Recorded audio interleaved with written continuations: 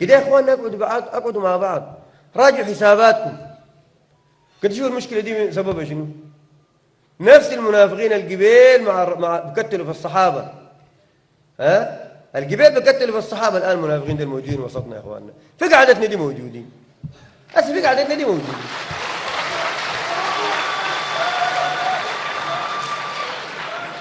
يكبروا ويهللوا ويقروا قرآن سمع، وبعد شوية يقتلوا الناس. فأنا كلام ده ما مقبول. كده راجع حساباتكم كويس، خلونا نراجع حساباتنا كويس، خلونا نشوف المشكلة دي سببها شنو. المشكلة دي ما بتضحك، المشكلة دي بتبكي. احنا فقدنا أغلى ما عندنا فيها. كده نراجع حساباتنا، المشكلة دي سببها شنو. لو راجعتوا حساباتكم بتلقوا السبب. احنا في النهايه بندعي الاسلام ده يا اخواننا، ولا املك بدن زي ما المسيحيين بيدعوا للتنصير، وما احنا ندعو لاسلامنا ده. ده الناس كلها تقول لنا مسلمين، وده لم نختشي فيه ولم نجامل فيه ولا عندنا فوق كلام، ويذل خالص زي قدرته. كويس. انا الشيء دايره منكم المنافقين ده تنبذوهم كويس.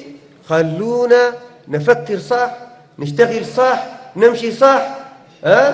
بلدنا دي نمرقها. اثنين، في حدث الآن ماشي ما عارف يألفوا ويكذبوا.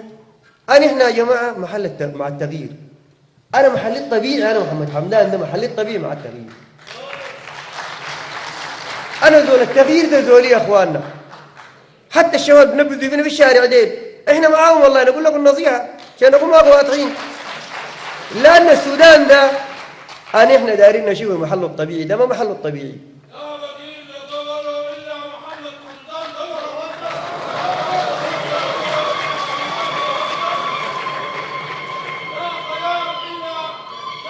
شكرا جزيلا.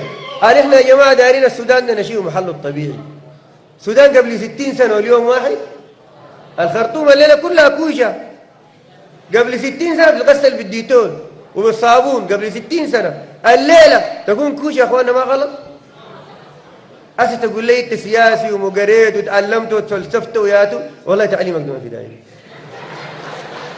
والله ما في داعي.